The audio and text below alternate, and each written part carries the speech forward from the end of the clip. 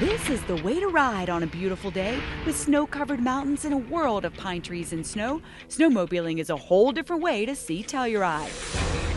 You're close to the ski resort, but yet you feel like you're almost in the backcountry. On the trail, I get to let it rip in the straightaways and ride a few bumps through the trees. As Ben and Andy gun it and go, I cruise along, soaking up the beauty of the breathtaking scenery.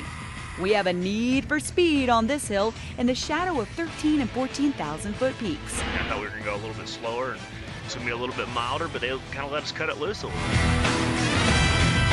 As we ride the turns, we get spectacular views, then over a few more bumps, go around a bend, and arrive at Alta Lake's ghost town. That house was originally built in 1871. It was the community building. This is the old boarding house. If you were a single miner back in the day, you shared a room with 5 other guys, and each room was about 8 by 10.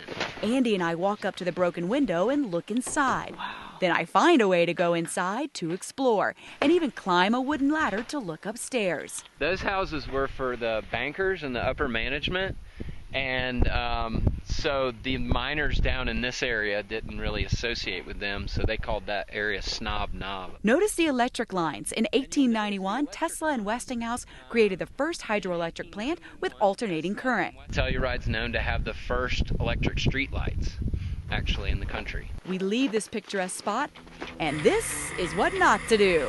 Oh, you're right. First time tipping a snowmobile, and I'm glad that you got that on footage. Glad Andy can laugh about it. Our next stop is on the backside of Telluride Ski Resort. Then zoom down the hill. So this is the observatory right here. You can actually stay there. Wanna go with me? Off we go again for a little ladder rip action surrounded by majestic mountains. We ride by a few more old miners' houses and buildings on the way back in.